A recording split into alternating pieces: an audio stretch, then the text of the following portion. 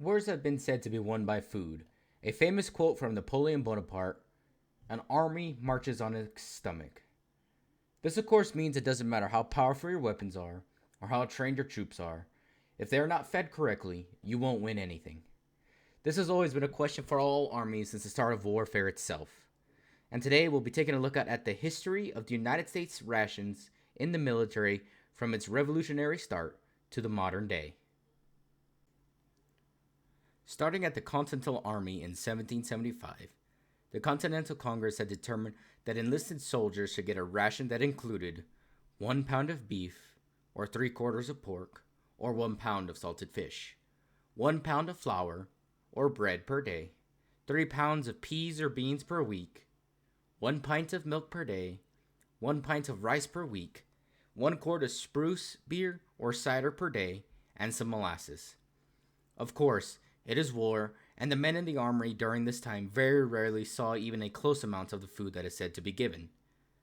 We have lots of historical documents of soldiers complaining about not only the quality of food that they were receiving, but how it was never the right amount. And on top of these things, food preservation, particularly refrigeration, was not perfect, and many things were very rare in the field.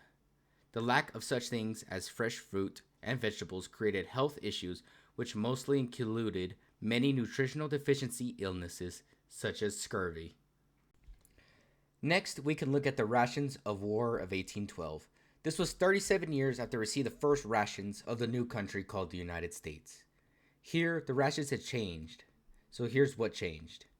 The new ration would be 1.25 pounds of beef, 1.125 pounds of flour, 4 ounces of rum and vinegar, 64 ounces of salt, and soap. The rations of 1812 did not improve much over the rations available to the early Continental Army. Rum was added, but other items such as peas, milk, and rice were removed. The meat and flour rations were increased, but only slightly. Overall, the rations decreased the calorie count and nutrients. Although it provided ample protein, calcium, thiamine, and niacin, the ration was deficient in vitamin A, riboflavin, and vitamin C. Next, we'll be taking a look at Civil War rations. The ration of rum lasted until 1832 and was replaced by coffee and sugar. Coffee and sugar rations also increased in 1834. Now, other Civil War rations included 20 ounces of beef, 2.4 ounces of sugar, 22 ounces of flour, 0.32 gill of vinegar, 7 ounces of potatoes, 64 ounces of salt, 0.045 ounces of yeast, 0.04 ounces of peppers, 2.65 ounces of dried beans, 64 ounces of soap, and 1.6 ounces of green coffee. In 1860 and 1861, Congress passed an act that increased the variety of rations. Coffee, sugar, and flour were increased. Potatoes, yeast powder, and peppers were incorporated into the rations, and the components went from 9 to 12 items. During the Civil War, Medical Director for the Army of the Potomac, Major Jonathan Letterman, became aware of serious medical issues plaguing Union troops. One of the items within the Camp Hygiene Initiative included bigger and more nutritious portions, better cooking methods, more hygienic handling of food, and an ensured breakfast. Hardtack was also widely distributed here during these times, and these were cracker-like squares that were usually a staple ration for American soldiers on both sides of the Civil War, although they were called different things in different cultures. This basic recipe had been a staple for militaries around the world for centuries, made of flour and water and sometimes a little bit of salt or sugar.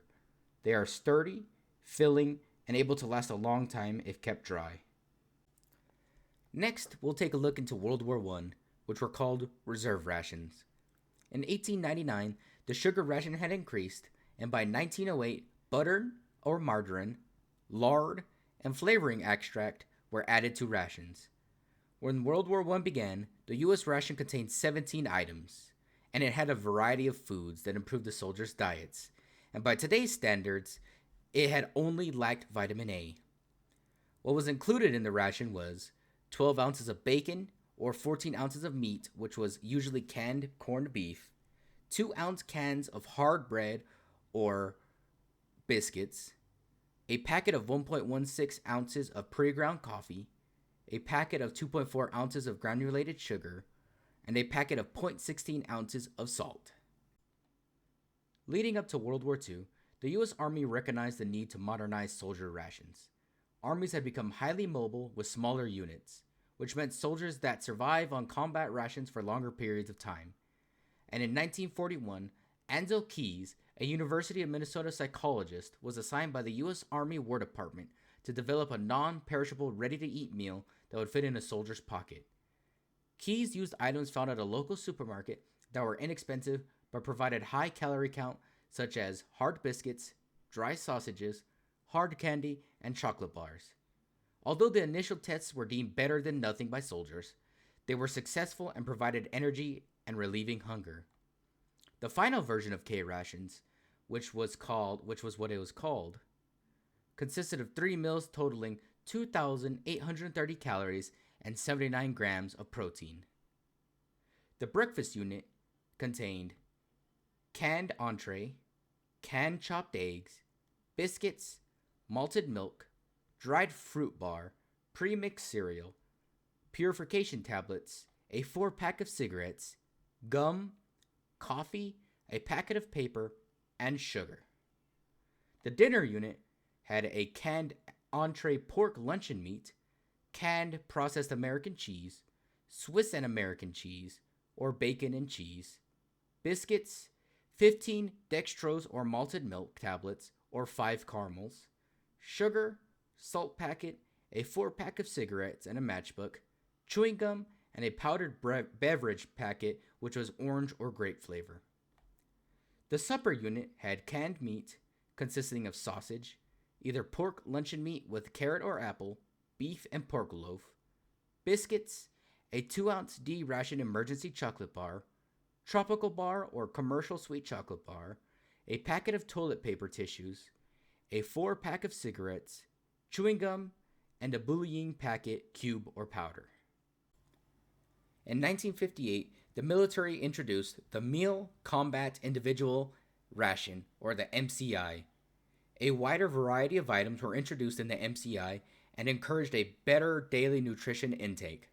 During the Vietnam War, the MCI contained 1,200 calories through a can of meat like ham or turkey loaf, a can of bread, which could be crackers or hardtack or cookies, and a can of dessert like applesauce, sliced peaches, or pound cake.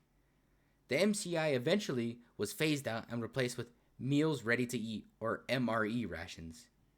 And here, it really starts to get more complex, with the need to fill high calorie count while covering all the vital nutrients and protein needed. The meat unit, or M, came in 12 basic varieties grouped in 3 menus of 4 different entrees. Taking into account slight differences in preparation of meat, a total of 18 entrees were available over time. In the M1, there was beefsteak, chicken or turkey loaf, chopped ham and eggs or ham slices. There was the M1A, which was tuna fish. M2 was meat chunks with beans and tomato sauce, ham and lima beans, beef slices with potatoes and gravy, or beans with frankfurter chunks and tomato sauce. We had the M2A, which was spaghetti with meatballs and tomato sauce. M3, which was beef and spice sauce, boned chicken or turkey, chicken with noodles and broth, or pork steak cooked in juices. And then the M3A, which was meatloaf. The B unit came in 3 different varieties. The B1 was 7 crackers and 2 chocolate discs, peanut butter spread. The B2 was 4 hardtack biscuits and a cookie sandwich or fudge disc with cheese spread. Or B3, which had 4 cookies and a packet of cocoa powder with jam spread. The D, or dessert unit, came in 3 different types. D1, which was fruit, or halved apricots, sliced peaches, quartered pears, or fruit cocktail. The D1A, also fruit, which was applesauce. D2, which was cake, included pound cake, fruit cake, or cinnamon nut roll. The D2A, which was also cake, included date pudding or orange nut roll. And D3, which was bread, was white bread. There were no other alternatives. Finally, we get to today, or Meals Ready to Eat, or MRE'S, which replaced the MCI'S in 1981. The MRE has been in continuous development since its introduction. MREs were a vast improvement over previous rations because they are lightweight and easily transportable meals. The meals can be consumed without heating if needed. However, some of the MRE's packages come with a manual heater. The number of entree options have increased over the years. In 1996, there were 16 options. In 1997, there were 20 options. And in 1998, there were 24. Today, there are 24 available entrees and more than 150 additional items. Each MRE provides an average of 1,250 calories, 13% protein, 36% fat, and 51% carbohydrates, which is 1/3 of the military recommended daily allowance of vitamins and minerals. A full day's worth of meals would consist of 3 MREs.